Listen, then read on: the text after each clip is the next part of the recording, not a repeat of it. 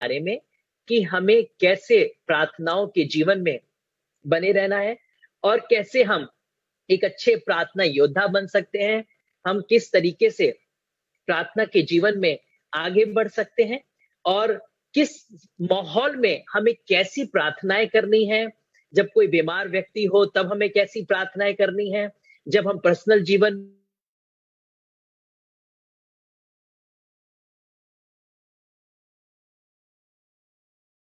कि हमें अपने प्रार्थना के जीवन में किस तरीके से सीखना है। तो आगे हम अब प्रार्थना के संग एक दूसरे हिस्से में बढ़ेंगे, वो है अथॉरिटीज। जैसे हमने प्रार्थना के बारे में सीखा है, वैसे हम सीखेंगे कि हम प्रार्थना के साथ अधिकारों का कैसे इस्तेमाल करें। कई बार हमें पता नहीं होता कि हम अधिकारों का कैसे इस्तेमाल करें, इसलिए हम हौच पौच कर देते हैं अपनी प्रार्थनाओं में। और कई बार हम खुद ही समझ नहीं पाते कि हम प्रार्थना कर रहे हैं या हम अधिकार का इस्तेमाल कर रहे हैं, हम परमेश्वर से मांग रहे हैं या हम खुद कर रहे हैं। और कई बार ये सारे कंफ्यूजन प्रेयर के टाइम पे हमें भी डिस्टर्ब करते हैं, परमेश्वर को भी डिस्टर्ब करते हैं कि हम क्या कहना चाहते हैं, वास्तविकता में हम क्या परमेश्वर आपके सामने रखना चाहते हैं।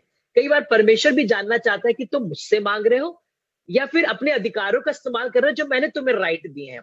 तो हमने बीते समय में सीखा कि जब हम प्रार्थना करें तो हम सिर्फ प्रार्थना करें, जब हम अधिकार करें तो सिर्फ हम अधिकारों का इस्तेमाल करें। लेकिन एक हिस्सा है जहां पर हम कंबाइन करके हम सीख सकते हैं कि हम प्रार्थना और अधिकार दोनों का कैसे इस्तेमाल करें। वो एग्जाम्पल हम लोग पढ़ते हैं यूहन्ना की पुस्तक 11 अध्याय उसके 41 आयत से 44 आयत। मैं बस जल्दी से इसमें बताऊंगा। जॉन चैप्टर 11 वर्स 41 टू 44, जहां पर हम लोगों ने एक दृष्टांत को सुना है। और इस दृष्टांत में हमने पढ़ा यीशु मसीह जब नगर में गया और उसे पता चला कि लाजर मर चुका है, तो मरियम और मार्था उससे मिलने आई और वो बोली अगर तू यहाँ पर होता तो मेरा भाई ना मरता। पर यीशु मसीह ने कहा अगर तू विश्वास रखेगी तो परमेश्वर की महिमा को देखेगी। और यीशु मसीह कब्र पर गया और बोला कि इसके पत्थर को हटाओ। लेकिन यहाँ पर हम देखेंगे यीशु मसीह ने प्रार्थना और अधिकार दोनों का इस्तेमाल किया। बीते समय में हमने जाना कि कैसे यीशु मसीह ने सिर्फ प्रार्थनाएं करी। प्रार्थनाएं ज्यादा से ज्यादा वो पूरी रात प्रार्थनाओं में बिताता था, जो हमने जाना, और किस तरीके से उसका प्रार्थना का जीवन था। लेकिन यहां पर हमने सीखा कि उसने प्रार्थना और अधिकार दोनों का कैसे इस्तेमाल किया। सबसे पहले उसने प्रार्थना का कैसे इस्तेमाल किया, जो हम लोगों ने सीखा था फिलिपियंस चैप्टर 4 वर्स 6-7 में। किसी भी बात की चिंता ना करो, परंतु हर एक बात में तुम्हारे प्रार्थना, निवेदन और विनती धन्यवाद के साथ परमेश्वर के सम्मुख उपस्थित किए जाएं, तब तुम्हें वो शांति मिलेगी जो सारी समझ से परे है। और यहाँ पर हमने देखा कि यीशु मसीह जब उस कब्र पर गया तो उसने पहले प्रेयर करी इसी वर्स के अकॉर्डिंग, हे पिता धन्यवाद कि तूने मेरी सुन ली। कितने बड़े आश्चर्य कर्म को वो करने जा रहा है, मुर्दे को जिंदा करने जा रहा है। लेकिन उससे पहले उसने जब प्रार्थना का इस्तेमाल किया तो वो कैसे इस्तेमाल किया।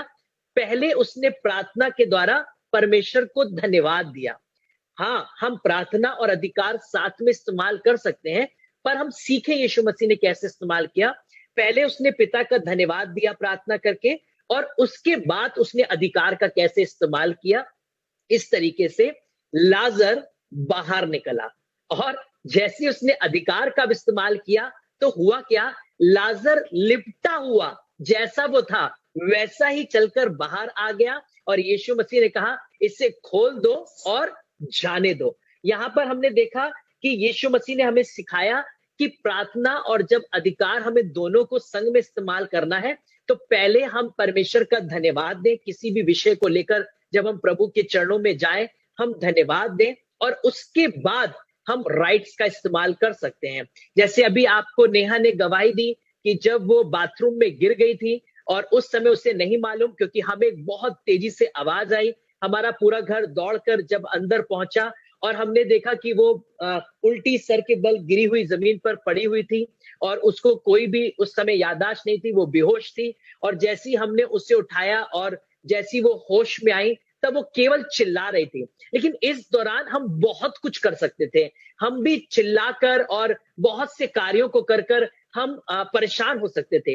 लेकिन सिर्फ एक काम हमने शुरू किया, वो ये, thank you Jesus, blood of Jesus, thank you Jesus, blood of Jesus. Yeshu के लहू में शिफा है, यीशु के लहू में चंगाई है। जबकि हमें पता है कि उसको हेड इंजरी हुई है, उसका सर सीधा जमीन पर लगा है, और जब वो होश में आई तो उसके मुख से कुछ नहीं निकला, सिर्फ चिल्लाने के अलावा, कराहने के अलावा उसके पास कुछ नहीं था। और वो अपने सर पर हाथ रखी हुई थी, और धीरे धीरे हमें पता चला कि उसके सर में भी चोट लगी है, उसके यहाँ पर होठ कटा हुआ था, उसके होठ पर उसके दांत हिल चुके थे, दांतों में चोट थी, उसके कंधे पर, उसके बैक में, और उसके बॉडी के बहुत सारे हिस्सों में उस समय पेन था। वो चारों तरफ से वो पेन से चिल्ला रही थी, और हम समझ नहीं पा रहे थे उससे क्या हुआ। लेकिन उस दौरान हम सिर्फ एक काम कर रहे थे, हम सिर्फ केवल इतना बोलते जा रहे थे, यीशु मसीह तेरा धन्यवाद हो। हमें पता था कि ऐसे बहुत से हादसे हमने बीते दिनों में सुने हैं, जिस समय हमें सिर्फ इतना पता चला कि व्यक्ति बाथरूम में गया, गिरा और वो सो गया। लेकिन इस वक्त हम क्लेम कर रहे थे धन्यवाद का। हम सारी रिपोर्ट्स को जो आने वाली थी, क्योंकि अभी हम उसको हॉस्पिटल ले जाना था और हमें उसके सारे रिपोर्ट्स करवाने थे, क्योंकि वो बहुत ज्यादा करा रही थी। संडे का दिन था, डॉक्टर्स अवेलेबल नहीं थे, इमरजेंसी में उसे हम लेकर गए, और सिर्फ केवल एक ही काम, thank you Jesus, blood of Jesus, Yeshu तेरा धन्यवाद हो। और इन सारी चीजों करने के बाद जैसे ही वो सिटी स्कैन रूम में गई, जब उसको सारे मेडिकेशन मिले और सिटी स्कैन में जब उसे ले जाया गया, तब मैंने अधिकार का इस्तेमाल किया। प्रभु यीशु के नाम में सारी रिपोर्ट नॉर्मल हो चुकी है। प्रभु तेरा धन्यवाद हो। पहले मैंने धन्यवाद दिया, और अब मैंने अपने अधिकार का इस्तेमाल किया। इससे पहले मैंने राइट्स का यूज नहीं किया। जैसी वो सिटी स्कैन करने के लिए अंदर पहुंची, और मैं सामने उस स्क्रीन पर देख रहा था, उसके हेड से लेकर टो तक पूरी बॉडी का स्कैन किया जा रहा था, और मैं सिर्फ इतना बोलता चला जा रहा था, यीशु मसीह के नाम में मैं क्लेम करता हूं। हम सब लोग घोषणा कर रहे थे कि इस समय हम अपने अधिकारों का इस्तेमाल करेंगे। और धन्यवाद के बाद जब हम अधिकारों का इस्तेमाल कर रहे थे, उसके सर के हिस्से के बाद जैसी वो उस सिटी स्कैन में आगे बढ़ती चली जा रही थी, उसके बॉडी के सारे पार्ट्स का जब स्कैन हो रहा था, बस स्कैन करते वक्त वो केवल इतना ही बता रहे थे, यहां पर तो सब ठीक निकला है। जब उसके सारे ही टीथ को देखा गया, क्योंकि वो हिल चुके थे, बहुत पेन था, उन्होंने कहा इसमें भी मस्कुलर ही पेन होगा, क्योंकि कुछ अंदर ऐसी इंजरी नहीं है। फिर बॉडी के सारे पार्ट्स को हम देखते चले जा रहे थे, और जब फुल बॉडी चेकअप के बाद हमने देखा, तो उन्होंने सिर्फ इतना बोला, कोई भी इंजरी नहीं है। How it is possible? क्योंकि इसमें तो हमने केवल इतना सुना कि लोग आए, गिरे और चले गए, सर फट गया, क्लॉटिंग हो गई और ब्रेन हेमरेज हो गया। लेकिन उन्होंने बोला सच में ये मिरेकल है, क्योंकि ये एक जीवित गवाही है कि वो कंप्लीट तरीके से पूरी उसकी रिपोर्ट्स नॉर्मल है। हमने धन्यवाद दिया और फिर अधिकार का इस्तेमाल किया, और हमने देखा कि यीशु मसीह ने कार्य किया। तो हम जान सकते हैं कि हम अधिकारों का और प्रार्थना का जब एक संग इस्तेमाल करना है, तब कैसे इस्तेमाल करना है। उससे पहले हमने सिर्फ जाना था केवल प्रार्थना के बारे में, अब हमने जाना प्रार्थना और अधिकार का संग में समावेश कैसे करना है। अब मैं आगे जा रहा हूं प्रार्थना के बारे में, अथॉरिटीज के बारे में। हमने बीते दिनों में इस बात को जाना था कि यीशु मसीह सारी रात प्रार्थना में बिताता था, और वो आखिर सारी रात प्रार्थना में क्यों बिताता था, वो इसलिए मैं आपको भेद की बात बताना चाहता हूं, ताकि दिन में वो अपने अधिकारों का इस्तेमाल कर सके। ध्यान से सुनिएगा, कैसे उसे पता होता था कि लंगड़ा आ रहा है, यीशु मसीह बोलता था अपनी खाट उठाओ और चल फिर। बहरा आया, यीशु मसीह ने कहा तू क्या चाहता है, उसने कहा मैं सुनना चाहता हूं। यीशु मसीह ने उसके कान पर हाथ रखा, सुनने लग। क्योंकि यीशु मसीह जब प्रार्थना में रात भर बिताता था, तो वो एक बात बोलता था कि जैसा मेरा पिता मुझे सिखाता है, जैसा मेरा पिता मुझे दिखाता है, मैं वैसा वैसा करता हूं। इसका मतलब है कि जब वो अपने पर्सनल डिवोशन में होता था, तब परमेश्वर उस पर रिवील कर दिया करता था कि आज के दिन में एक अंधा तेरे पास आएगा, एक मुर्दा तेरे पास आएगा, एक लंगड़ा तेरे पास आएगा, एक बहरा तेरे पास आएगा। और पूरी रात उसे पता चल जाता था कि आज डे टाइम मिनिस्ट्री में क्या होना है। इसलिए वो सिर्फ केवल अधिकारों का इस्तेमाल करता था, और रोगी चंगे हो जाया करते थे। आज से कुछ समय पहले राम बाबू के संग जूम मीटिंग में मैं ज्वाइन था, और उस समय वो एक बात बता रहे थे कि जब भी मैं किसी मीटिंग में जाता हूं, तो लोगों के लिए तो वो लाइव मीटिंग होती है, पर मेरे लिए वो कहते हैं कि रीटेलीकास्ट होता है, जैसे कि वो मैं पहले देख चुका होता हूँ। वो इस बात को बता रहे थे कि मैं जब किसी भी कन्वेंशन क्रूसेड में जाता हूँ और जब मैं अपने पर्सनल डिवोशन में बैठा होता हूँ, उसी समय परमेश्वर मुझ पर रिवील कर देता है कि कौन सा व्यक्ति किस स्थान पर बैठा होगा, कौन किस कपड़े पहने हुए बैठा होगा, कौन से फर्स्ट रो का होगा, सेकंड रो का होगा जिसको प्रभु चंगाई देने जा रहा है, मेरे स्टेज पर कौन कौन पास्टर्स बैठे होंगे। और वो बताने लगे इस बात को कि जब मैं मीटिंग में पहुंचता हूं तो मुझे ऐसा लगता है कि ये सारी चीजें तो मेरी देखी हुई हैं, मैं सिर्फ केवल उन बातों को जो मैंने रात में परमेश्वर से जाना होता है बस उसको बोलता चला जाता हूं। First row, second row, last row से लोग उठते आते हैं और वो हील होते चले जाते हैं। वो इसलिए क्योंकि मैंने अपने पर्सनल डिवोशन में यीशु मसीह के जब समय को बिताया तो मैं जान गया कि आज क्या होने वाला है। इसलिए नेक्स्ट डे में सिर्फ केवल मिरेकल्स होते हैं और हम सब मिलकर देखते हैं और प्रभु का धन्यवाद देते हैं। यही बात मैंने बीते दिनों में जब परमेश्वर से सीखा, तो मैं कभी भी किसी कलीसिया में जाता था तो मैं एक ही बात परमेश्वर से बोलता था, प्रभु उस कलीसिया के लिए मुझे मैसेज दीजिए। जब मैं उसमें जाऊं तो मुझे पहले से पता होना चाहिए कि वहां पर आप क्या करना चाहते हैं। तो मैं अपनी रात को जब डिवोशन करने के लिए, पर्सनल स्टडी जब करने के लिए मैं बैठता था, तो परमेश्वर मुझे जो जो टॉपिक्स बताता था कि आज लंगड़ा चलेगा, आज बहरा सुनेगा, आज इस तरीके से एक पर्सन आएगा, कौन डाइवोर्स वाला आएगा, कौन बैकएक वाला आएगा, पास्टर के लिए क्या मैं बताना चाहता हूँ, यूथ के लिए मैं क्या बताना चाहता हूँ, वो रात को वो सारी बातें मैं लिख लेता था। इसी तरीके से मैं एक चर्च में गया और वहां पर मैं घबरा गया। मैंने कहा प्रभु आपने तो मुझे कार बताई रात को सपने में, इनके पास तो कार है और अब तो बड़ी बेइज्जती हो जाएगी, ये बोलेंगे कि पास्टर जी को तो पता ही नहीं हमारे पास तो कार है। मैं पहुंचा, मैंने कहा प्रभु जो भी आपने कहा है तो मैं कह तो दूंगा। अब मैं उनको बोलने के लिए मैं थोड़ा सा था शौक, लेकिन फिर भी मैं बोल पड़ा। मैंने कहा मुझे नहीं पता आपके पास कार है कि नहीं कार है, लेकिन मुझे परमेश्वर ने फिर भी बताया कि परमेश्वर आपको कार की आशीष देने जा रहा है। वो मुस्कुराए और बोले कि पास्टर जी आपको कैसे पता, क्योंकि ये कार हम बेचकर नई कार खरीदने की प्लानिंग कर रहे थे और मेरी वाइफ और हम दोनों एक दूसरे के चेहरे को देखने लगे कि हमने अभी 1-2 दिन पहले ही तो डिस्कस किया था कि हम इस पुरानी कार को बेचेंगे और नई कार लेंगे। और जैसे ही आप बोले हम दोनों शौक थे और हमें होली स्पिरिट को फील कर रहे थे कि ये बिना परमेश्वर के कोई भी रिवील नहीं कर सकता है। ऐसे कई जगहों पर जब मैं गया तो मैंने रात में ही परमेश्वर से पूछ लिया, प्रभु पहले ही बता दीजिए ताकि ज्यादा टाइम वेस्ट में चिल्लाने में ना बिताऊं कि come on Jesus, Holi Jesus, blood of Jesus और ऐसा हिला दूं वैसे हिला दूं। आप मुझे पहले बता दीजिए ताकि वहां पर ज्यादा से ज्यादा हम आपके कार्यों को देख सकें, ज्यादा से ज्यादा आपको काम करते हुए देख सकें और वो टाइम सिर्फ आपकी महिमा के लिए इस्तेमाल हो। तो मैं आपको बताना चाहता हूं कि पर्सनल प्रेयर क्यों इंपॉर्टेंट है राइट्स के लिए, अधिकारों का इस्तेमाल करने के लिए व्यक्तिगत प्रार्थनाओं के जीवन की बहुत आवश्यकता है ताकि आप अपने जीवन में मिरेकल्स को देख सके। जैसे अभी बहन ने गवाही दी शाहजहांपुर से, शायद उनका नाम क्या था, रमनदीप कौर ने, और उन्होंने बताया किस तरीके से वो कितनी बीमार रहती थी और एक चर्च में गई और पास्टर ने सिर्फ एक ही बार यीशु मसीह के नाम से कमांड किया। वो बोली कि पहली ही मीटिंग में, फर्स्ट कमांड में उनके सारे बंधन टूट गए। और इस गवाही ने मुझे बहुत आशीषित इसलिए किया क्योंकि आज मैं इसी अधिकार के बारे में आज शेयर करने जा रहा था और बहन की गवाही ने इसे और मजबूत कर दिया। मैं धन्यवाद देता हूं। हम लोग बाइबल की कुछ वर्सेस को पढ़ेंगे और हम लोग सीखेंगे। हम लोग पढ़ेंगे रोमियो की पुस्तक 16 अध्याय उसकी 19 आयत। हम लोगों ने इस गीत को भी गाया है, रोमियो रोमन 16:19 सेज, और इसको हम लोग हिंदी में गाते हैं, रोमियो 16 की 19 में है भलाई में बुद्धिमान बनो, बुराई से रहो अज्ञान, तब शांति का परमेश्वर शैतान को कुचलेगा, कुचलेगा पैरों के नीचे हमारे। तब शांति का परमेश्वर शैतान को कुचलेगा, कुचलेगा पैरों के नीचे तुम्हारे। तो ये बात हमें पता ही नहीं है, इसलिए हम कुचलने वाले की जगह कुचलवाने वाले बन गए। आज शैतान हमें कुचल रहा है, कभी हमारी बीमारियों को लाकर, कभी टेंशन, डिप्रेशन, एंजाइटी को लाकर, बिजनेस में लॉसेस को लाकर, फैमिली में डाइवोर्सेस को लाकर, क्योंकि हम बाद में एक बात को बोलते हैं कि शैतान ने नशा करवा दिया, शैतान ने हमसे व्यभिचार करवा दिया, शैतान ने हमें गलत संगति में ले गया। नहीं नहीं, ये आप गलत बोल रहे हैं, बाइबल में ऐसा नहीं लिखा है। बाइबल में लिखा है कि शैतान को तुम अपने पांव के नीचे कुचलोगे।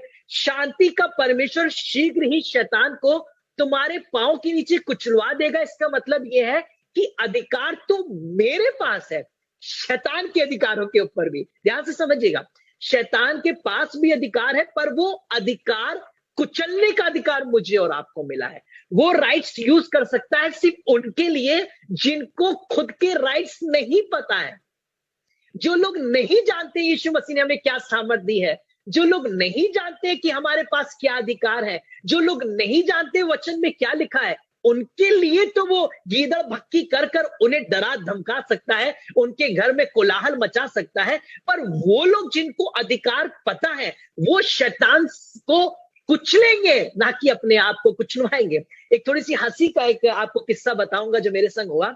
अभी बीते दिनों पहले मैं शायद बता भी चुका हूंगा, मैं एक फोन को अटेंड करता हूं रुद्रपुर से, और एक भाई ने मुझसे शेयर किया कि उनकी वाइफ के ऊपर कुछ इविल अटैक है, क्या हम उनको प्रार्थना के लिए ला सकते हैं। वो रुद्रपुर से अपनी वाइफ को 1 डे बिफोर सैटरडे को बरेली शहर लेकर आते हैं, और उन्होंने मुझसे रिक्वेस्ट की कि आप एक बार आके घर पर विजिट कर लीजिए। मैं जब उस घर में पहुंचा तो मुझे नहीं पता था कि वो इविल स्पिरिट किस तरीके से उनके ऊपर वर्क कर रही है। मैं नॉर्मली विजिट के लिए अकेले चला गया, और मैं जैसे ही सोफे पर बैठा और उस इविल स्पिरिट को, उस लेडी को पता चल गया कि मैं आ चुका हूं प्रेयर करने वाला कोई व्यक्ति, और मैंने देखा लगभग मुश्किल से 4.5 उसकी हाइट होगी फिट की, और वो एकदम से आई और उसे 2-3 लोग पकड़े हुए थे, और वो बहुत ज्यादा पावरफुल, बहुत ज्यादा मतलब ताकतवर थी, और उसने एकदम से सबको अपने हाथ से ऐसे फेंका कि जैसे कि पिक्चर में हम लोग देखा करते हैं, जो बॉलीवुड एक्टर होते हैं उन्होंने एक्शन किया और लोग उड़ते हुए चले गए, ठीक उसी तरीके से उसने ऐसे झटका दिया कि कोई भी उसको नहीं पकड़ पाया। और वो मेरी तरफ जब दौड़ कर आई तो एक बड़ा सा टेबल रखा हुआ था, उसने सबसे पहले एक ही हाथ से उस टेबल को उठा के यूं करके फेंका। फिर बाइबल रखी हुई थी, उसने वो भी पकड़ी और खूब तेजी से उड़ाकर फेंकी और दौड़कर मेरी तरफ आई। और जैसी वो मेरी तरफ आई, और मैं बिल्कुल यूं बैठा हुआ था, और मैंने बस आज एक बात जाननी थी कि यहां पर मैं कुछ नहीं कर सकता अपने अधिकारों के इस्तेमाल किए बगैर, वरना आज तो मैं इसका शिकार हो जाऊंगा। वो जैसी दौड़ती हुई बिल्कुल यहां तक, मेरे गले तक जैसे उसका हाथ पहुंचा, मैं बस इतना बोल रहा था, ये देह पवित्र आत्मा का मंदिर है, मैं यीशु मसीह की आंख की पुतली हूं, तू मुझे नहीं छू सकता है। और यहीं पर हाथ आकर उसका हाथ मुड़ा, और वो चिल्लाती हुई खुद जाके धड़ाम से पीछे सोफे पर गिरी, और 2 मिनट के अंदर ही परमेश्वर ने उसे छुटकारा दिया। मैं शिकार हो सकता था, मैं मार खा सकता था, मैं भी उन लोगों की तरह पिट सकता था, बाइबल भी फेंक दी गई, लेकिन अगर मेरे अंदर बाइबल है तो ही मैं जीवित हूं। आज बहुत से लोगों के हाथों में बाइबल है, रात को सोते वक्त तकियों के नीचे बाइबल है, बच्चा सो रहा है तो उसके पड़ोस में बाइबल है। बाइबल रखने से उस दिन मैं समझ गया कुछ नहीं होता, बाइबल को हृदय रूपी पट्टियाओं पर लिखने से सब कुछ होता है, उस बाइबल को जीने से होता है, उस पवित्र शास्त्र के वचन को क्लेम करने से होता है, अपने अधिकारों के इस्तेमाल करने से होता है। और जब हम ऐसा करते हैं, हम अंधकार की शक्तियों को पैरों तले कुचल देते हैं। और उसके नेक्स्ट डे वो संडे चर्च आई, और कुछ ही संडेज के अंदर परमेश्वर ने उसे पूरी तरीके से छुटकारा दे दिया। वो आप पुलपिट पर गिरी, उसने मुंह के बल दंडवत किया और खुद बोलकर गई कि इस जगह के अलावा कोई और जगह मुझे नहीं निकाल सकती थी, और परमेश्वर ने उसे पूरी तरीके से आजाद किया। ये है अपने अधिकारों के बारे में जानना। अगर हम नहीं जानेंगे, हम रोज शिकार होंगे, और हम यही कहते रहेंगे कि शैतान ने ऐसा कर दिया, शैतान ने वैसा कर दिया। बेनीन जी मजाक में एक बात को बता रहे थे, वो बोले एक दिन मैं कन्वेंशन में जा रहा था, तो एक सीढ़ियों पर जहां पर मीटिंग होनी थी, वहां पर शैतान बैठे हुए रो रहा था। मैंने बोला, oh Satan, why are you crying, तुम क्यों रो रहे हो? वो बोल रहा, इसलिए मैं रो रहा हूं कि जो मैं काम करता हूं तो ठीक है, पर लोग जो काम करते हैं वो भी यही कहते हैं कि शैतान ने कर दिया, शैतान ने कर दिया। आधे से ज्यादा काम तो यही लोग करते हैं, और नाम मेरा लगाने लग जाते हैं। तो कई बार हम सैटन का यूज करते हैं अपने गलत काम करने के लिए। एक और हंसी का किस्सा बताऊंगा आगे सिखाने के लिए, और ये किस्सा है एक स्वीट शॉप का, और जिसके पास एक कुत्ता है, और और दूसरे स्वीट शॉप के पास एक बिल्ली है, और एक व्यक्ति है जो यीशु मसीह को मानता है, और वो उसके सामने सैटन आके खड़ा हो गया और वो बोल रहा कि तू क्यों मुझसे नहीं मांगता, मैं जो चाहूं तुझे दे सकता हूं। उसने कहा नहीं नहीं, तू तो शैतान है, तू ऐसा करता है, तू लोगों के घर को बिगाड़ता है। तो उसने कहा देखो भाई, मैं कुछ नहीं करता, तुम खुद देखना, करते तुम ही लोग हो। उसने उस हलवाई की शॉप से, उस स्वीट शॉप से, उसकी जलेबी जिसमें बनती है सिरका और सॉरी चाशनी मीठी वाली, उसने उसमें से लिया और एक दीवार पर क्रॉस करके लगा दिया। उसने बोला कि बताओ मैंने कुछ ऐसा किया जो मैंने लड़ाई लड़ी हो। उसने कहा नहीं नहीं, तुमने तो कुछ नहीं किया। थोड़ी देर के बाद देखता है कि एक उसने खड़े खड़े देखो मधुमक्खियां आती हैं और उस चाशनी पर आके बैठने लग जाती हैं। थोड़ी देर के बाद छिपकली आती है और वो उन मधुमक्खियों को खाने लग जाती है। पड़ोस वाले जो हलवाई की शॉप के पास वाली शॉप थी, उसमें बिल्ली होती है, वो कूद कर छिपकली के ऊपर झपट्टा मारती है।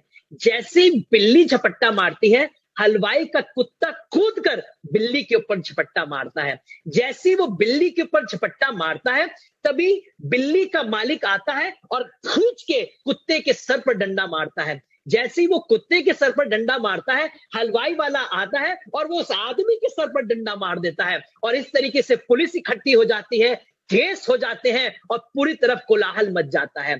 तो सैटन ने कहा मैंने कुछ किया? उसने कहा सच में तुमने नहीं किया।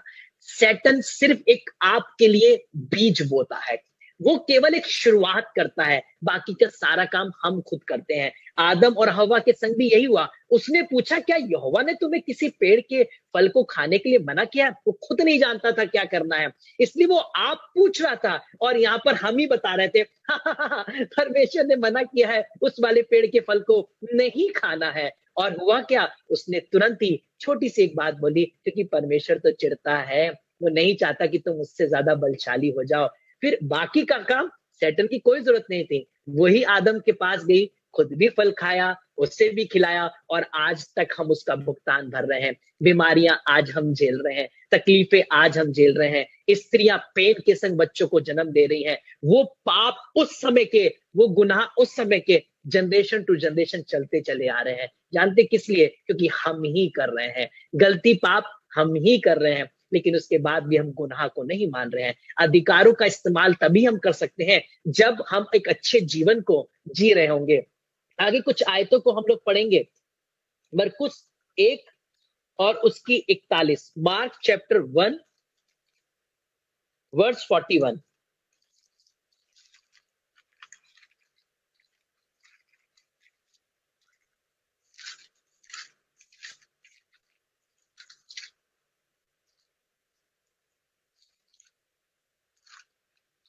और उसमें इस प्रकार से लिखा हुआ है, उसने उस पर तरस खाकर हाथ बढ़ाया और उसे छूकर कहा मैं चाहता हूं तू शुद्ध हो जा। और तुरंत उसका कोढ़ जाता रहा और वो शुद्ध हो गया। एक कोढ़ी यीशु मसीह के पास आया और यीशु मसीह ने देखिए अधिकार का कैसे इस्तेमाल किया, मैं चाहता हूं कि तू शुद्ध हो जा। और उसके बाद क्या लिखा है, तुरंत उसका कोढ़ जाता रहा और वो शुद्ध हो गया। अधिकारों का इस्तेमाल जब हम करेंगे, तो उससे पहले यीशु मसीह को पता है कि वो जब अधिकार का इस्तेमाल करेगा तो पिता उसे पूरा भी करेगा। और कई बार हम अधिकारों का इस्तेमाल करना नहीं जानते हैं, इसलिए घंटों घंटों सिर्फ हम चिल्लाते रह जाते हैं और कोई भी जीवन में कार्य नहीं होता है। और परमेश्वर चाहता है कि हम अपने अधिकारों का इस्तेमाल करना जाने। कोढ़ी व्यक्ति सिर्फ मात्र यीशु मसीह के कहने से, अधिकार का इस्तेमाल करने से चंगा हो गया और उसकी सारी अशुद्धता छोड़कर चली गई। आज से कुछ समय पहले हम लोग वेस्ट बंगाल में थे और उस वेस्ट बंगाल में एक चर्च में हम लोग पहुंचे और रात का समय था और वो आदिवासी इलाके थे, वहां पर लाइट सिस्टम नहीं होते हैं। लोग अपनी मशाले लेकर आए थे, सीट्स नहीं होती हैं, इसलिए लोग घर से बोरे लेकर आए थे। मशाल लगा दी गई थी, लोगों ने अपने बोरे बिछा दिए थे। बोरे का मतलब टाट, जो आप जिसमें सामान, कभी कभी आप जाएंगे जब किसी सब्जी मंडी में जिसमें सारा सामान भरकर आता है, वो उन्होंने बिछा दिया और उसी पे अपने घर से वो अपने कपड़े लाते थे, अपने मशाल लाते थे और वहां पर जाकर बैठ जाते थे। उसी समय एक व्यक्ति मेरे पास आता है और उसको सुनाई नहीं पड़ता है, और सिर्फ मैंने यीशु मसीह के नाम से उसके कान पर हाथ रखा और मैंने इतना बोला, प्रभु यीशु मसीह के नाम से मैं प्रार्थना करता हूँ, हुक्म देता हूँ, उसका कान खुल जाए। और इतना कहने के बाद मैंने 2 से 3 बार अपने अधिकार का इस्तेमाल किया, उसके हाथ पर, उसके कान पर हाथ रखा, और उसके कुछ ही देर के बाद जब मैंने कुछ वर्ड्स अपने ऊपर अपने पीछे रिपीट करवाना शुरू किए, एकदम से वहां पर हाहाकार मच गया। वो धीरे धीरे धीरे धीरे आवाज को सुनने लगा और कोशिश करने लगा उन वर्ड्स को बोलने के लिए, क्योंकि वो बचपन से ही बहरा और गूंगा था, और परमेश्वर ने उसके कान को खोला और धीरे धीरे उसने रिपीट करना शुरू कर दिया। तो हम जानना चाहते नहीं है, इसलिए हमें नहीं पता है। जानना चाहेंगे तो हमें पता चलेगा प्रभु कार्य करना चाहता है। हम डाउट्स ना रखें। कई बार आप करेंगे और कार्य नहीं होगा, ये भी मैं आपको सिखाना चाहूंगा। कई बार आप अधिकारों का इस्तेमाल करेंगे, काम नहीं होगा। वो इसलिए नहीं कि आगे नहीं होगा, वो इसलिए ताकि हम अपने विश्वास में कमजोर ना पड़ जाए, इसलिए कई बार होने लग जाता है, और गड़बड़ी उत्पन्न करी जाती है हमारे मन में कि नहीं हो पाएगा, तुम नहीं कर सकते, हो नहीं सकता। तभी जब हम राइट का इस्तेमाल करते हैं और बाद में हम खुद ही कहते हैं मुझे तो पता था नहीं होगा। और सिर्फ यही रीजन के कारण हम उन कार्यों को नहीं होते हुए देख पाते हैं जो हमने पहले से ही डाउट करके अपने मन में रखे होते हैं। हम सबसे पहले अधिकार का इस्तेमाल करने से पहले अपने अंदर से शक संदेह को निकालें और फिर अधिकार का इस्तेमाल करें। 110%, 100 में से लगभग 50 बार तो मेरा परमेश्वर काम करेगा। और आप कहेंगे कि 50 बार नहीं हुआ तो मैं अपने काम का, अपने इस अधिकार का इस्तेमाल नहीं करूंगा। आप इसलिए करिए क्योंकि वो 50 हीलिंग्स हो सकता है आपके लिए रखी गई थी, जो आपने अपने फेलियर की वजह से यूज नहीं किया। इसलिए मैं चाहूंगा कि आप अपनी तरफ से अधिकारों का इस्तेमाल करिए।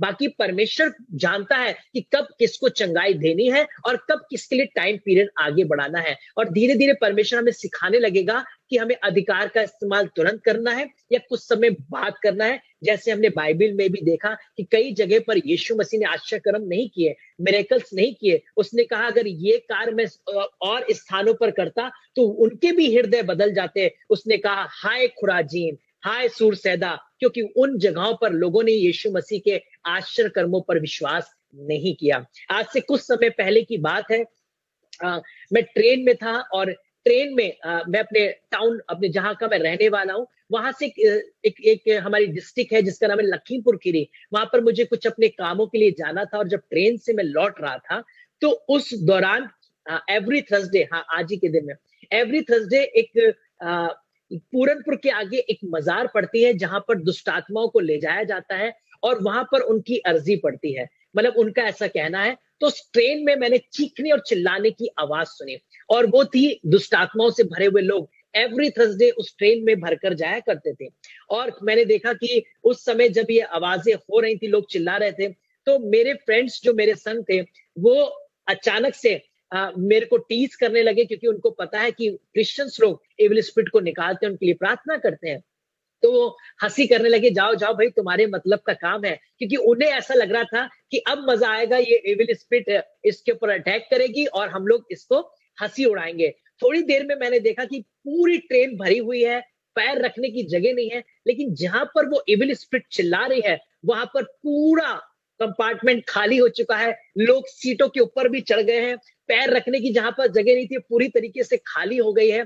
और उसी दौरान जब मैं आगे बढ़ा तो एक बहुत बुजुर्ग और कह सकता हूँ बहुत ज्ञानवान एक व्यक्ति थे, जिनकी कम से कम इतनी बड़ी बड़ी दाढ़ी थी और बहुत ही ज्ञानी होंगे वो, और उनको मुल्ला जी लोग बोल रहे थे। उन्होंने बोला कि बाबा ने मुझसे बोला कि बेटा तुम आगे ना बढ़ो, क्योंकि यहाँ पर एक अर्जी लगी हुई है और ये अर्जी है इसलिए यहाँ पर चिल्ला रही है।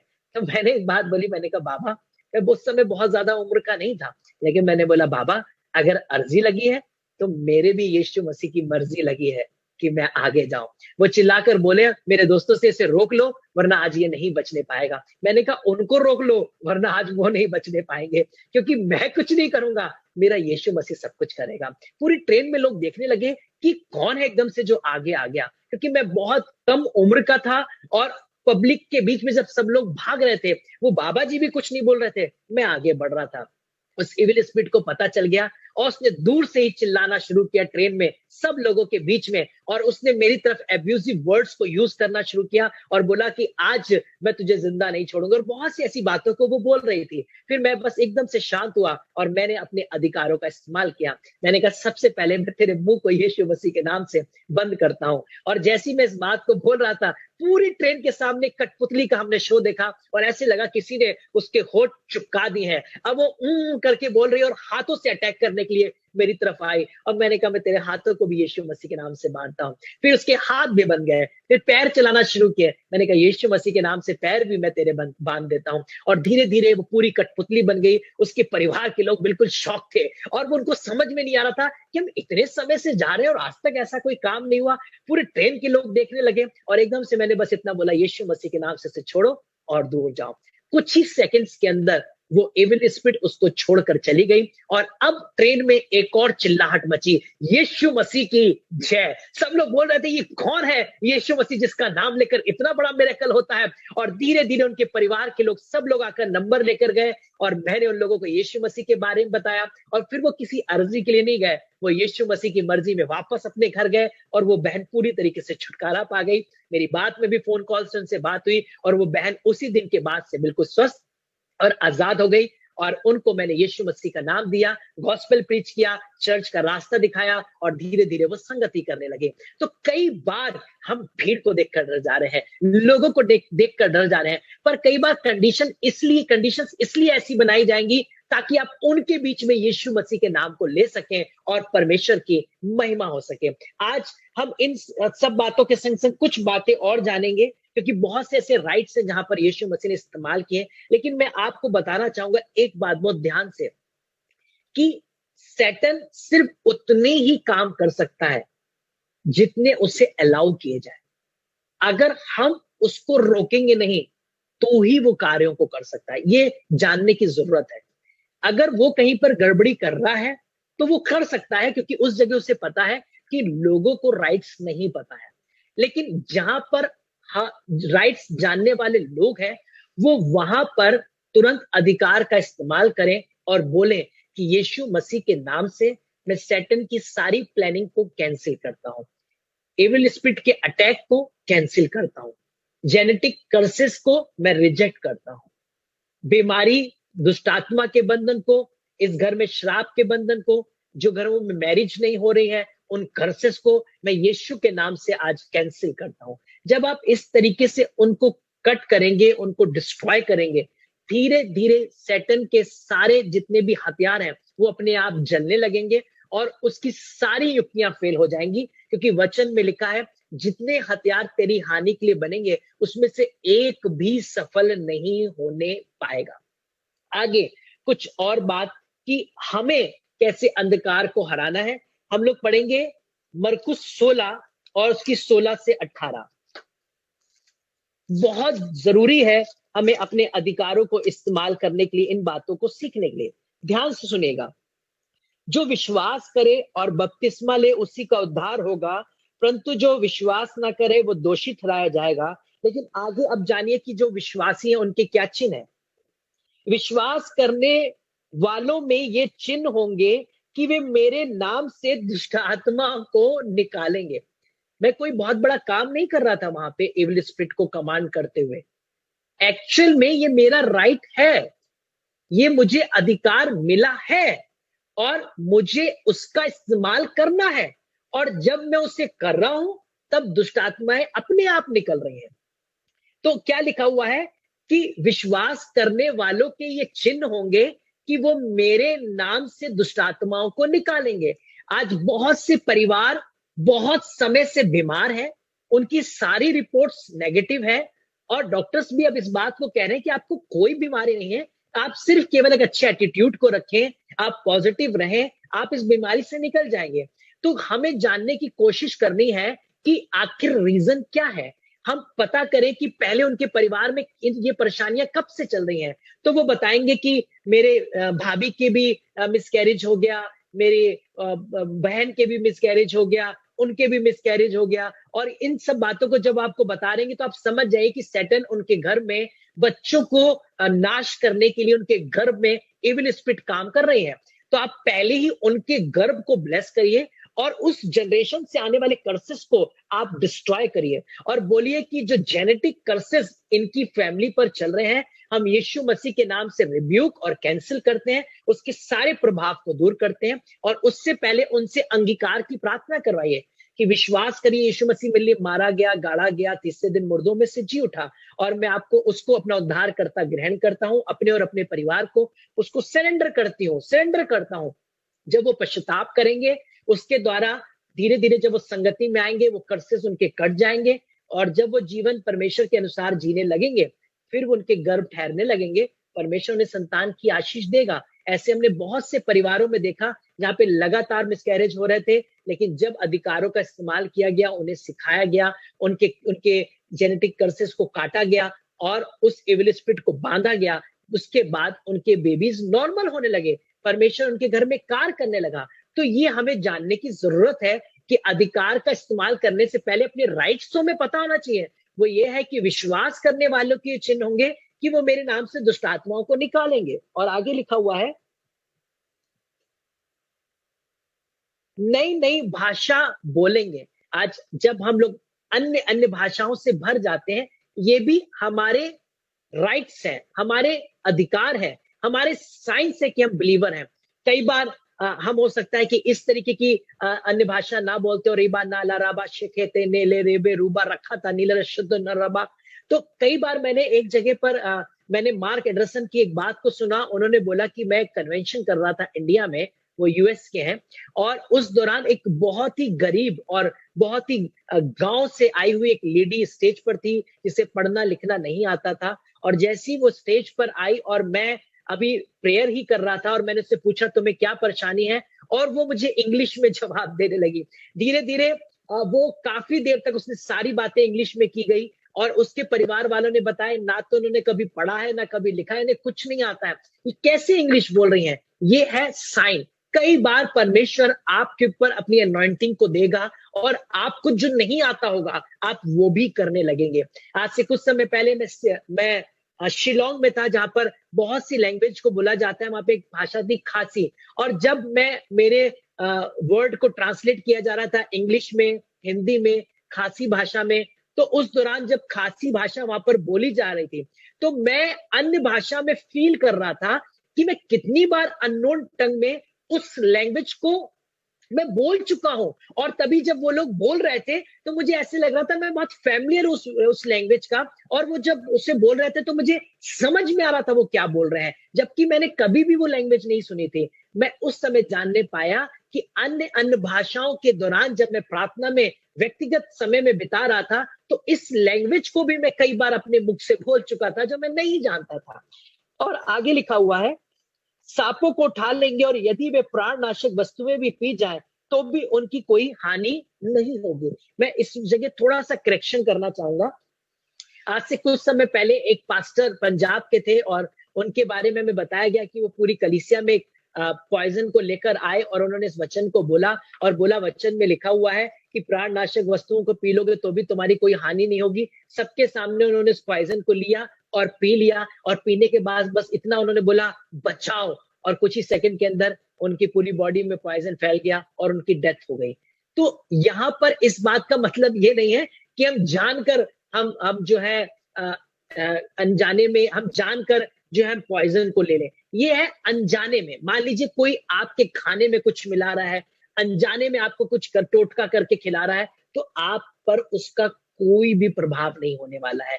अनजाने में किए गए जादू टोने, अनजाने में किया गया खिलाया गया पॉइजन भी आप पर कोई इफेक्ट नहीं करेगा। लेकिन हमें इसका मिसयूज नहीं करना अपने राइट्स का, कि हम इस तरीके से गलत काम करें और हम फिर बाद में बोले कि हम तो अपने अधिकारों का इस्तेमाल कर रहे थे। ये तब है जब यीशु मसीह से शैतान ने बोला कि तू ऊपर से कूद जा, सरदूत तुझे हाथों हाथ उठा लेंगे।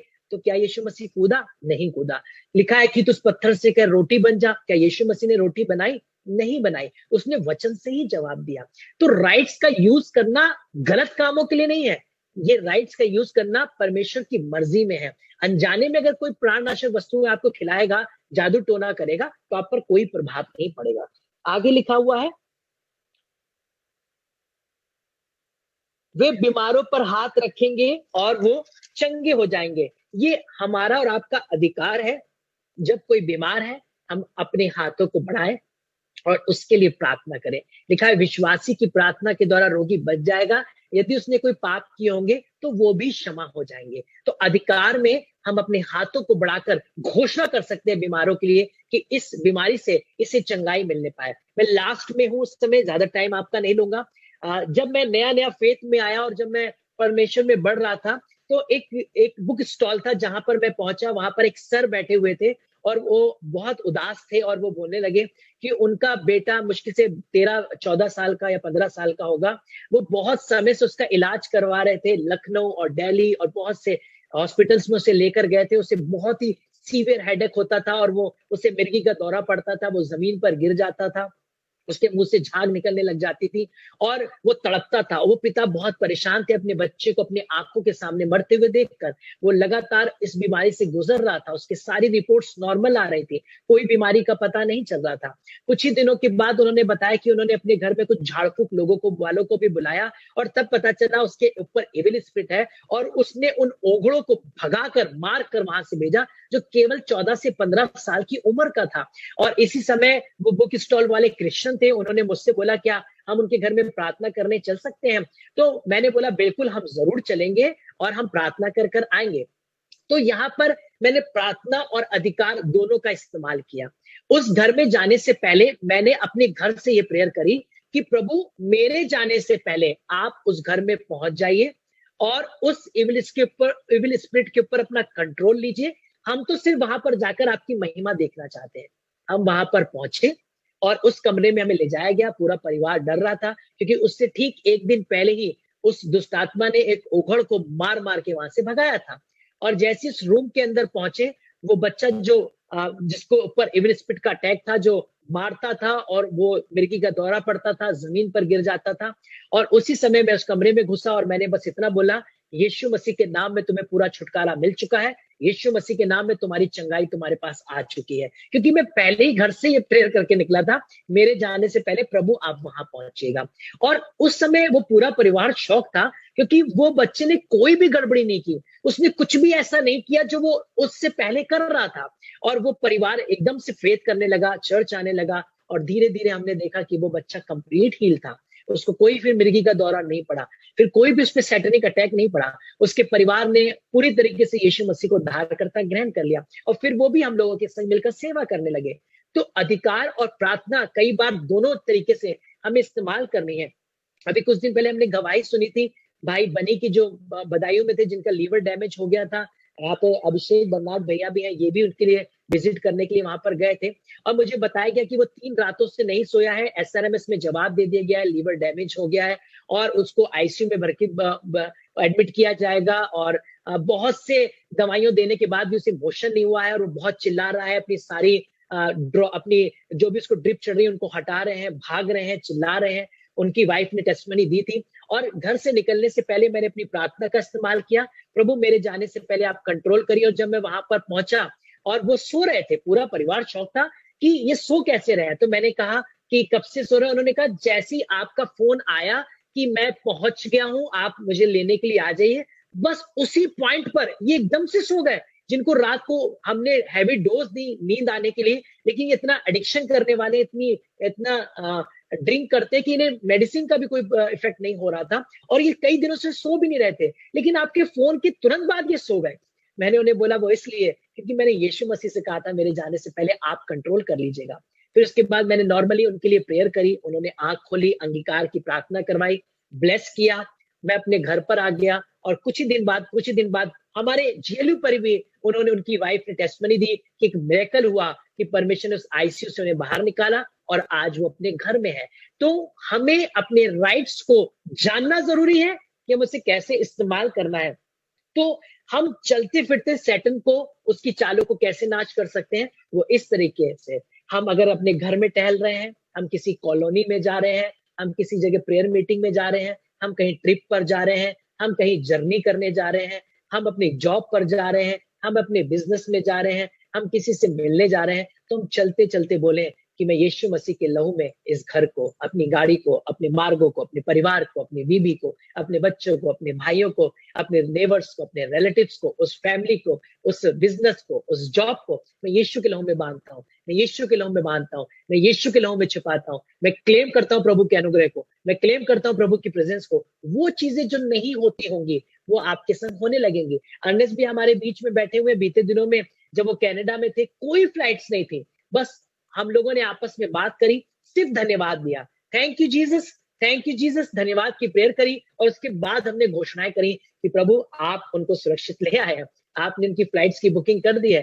कनाडा से इंडिया की कोई डायरेक्ट फ्लाइट नहीं थी और बहुत सी प्रॉब्लम थी। उसी मंथ में परमेश्वर ने मंथ में ऐसे अचानक से काम किया लास्ट मंथ में कि उनको पता चला कि परमेश्वर उनके लिए रास्ते खोल रहा है, और आज वो इंडिया में हमारे सामने बैठे हुए हैं और हम उनको देख पा रहे हैं कि असंभव को संभव करने वाला परमेश्वर उनको यहाँ पर ले आया। तो हम शैतान की अंधकार की शक्तियों को रोज बांधे, हम रोज अपने घर में, अपनी कॉलोनी में क्लेम करें कि मैं यीशु के लहू को बांध रहा हूं। अपने बीबी बच्चों भाई बहन को क्लेम करें, मैं यीशु के लहू में इन्हें छुपाता हूं, और आप रिजल्ट्स को देखना शुरू करेंगे।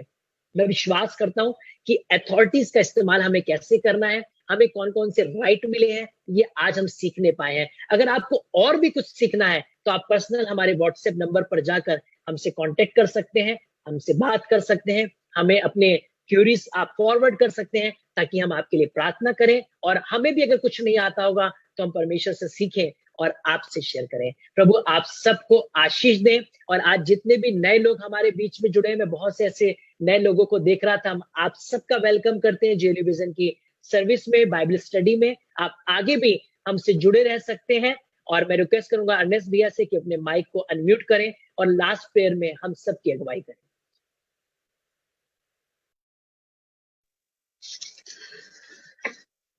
जीवित सामर्थ्य पिता परमेश्वर, हमको रचने के लिए धन्यवाद, हमसे प्यार करने के लिए धन्यवाद, हमको चुनने के लिए धन्यवाद, अपना वचन रिवील करने के लिए धन्यवाद।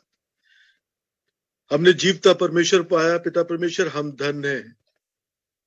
आपकी आशीषों के लिए धन्यवाद जो हम सब अपनी जिंदगियों में लेने पाए, देखने पाए, और हर वो आशीष के लिए फिर धन्यवाद देते हैं जो आपने हमारी जिंदगी में की और हमारे सोच और समझ से बाहर है। जुड़ गया पिता परमेश्वर, बहुत धन्यवाद देते हैं पिता परमेश्वर इस वचन के लिए, जिसमें कि वो पावर, वो सामर्थ जो आपके अनुग्रह के द्वारा हम सबको मिली है पिता परमेश्वर, जो मसीह यीशु का नाम लेते जो सारे नामों से ऊपर है, जिस नाम में चंगाई है पिता परमेश्वर, जिस नाम से दुनिया में हर वो काम हो सकता है जो असंभव कहलाता है। हम जीवते परमेश्वर का फिर धन्यवाद देते हैं, एक चित्त और एक मन होकर आज आपका धन्यवाद देते हैं, और चाहते हैं पिता परमेश्वर वो सामर्थ हम सबके अंदर बढ़ती जाए, हम उस जीवन का आनंद ले सकें जो आपने हम सब के लिए रखा है, हम उस वचनों में बने रहें, हम चाहे जहां भी रहें आपको भाते रहें, आपकी मर्जी के अनुसार अपने जीवनों को चलाते रहें, ताकि आपकी हर वो योजनाएं जो आपने हमारे आनंद के लिए बनाई है, जो आपने हमारे अच्छे जीवन के लिए बनाई है, जो आपने हमारे स्वस्थ जीवनों के लिए बनाई है, जो आपने हमारे परिवार को फलदायक करने के लिए बनाई है, उसको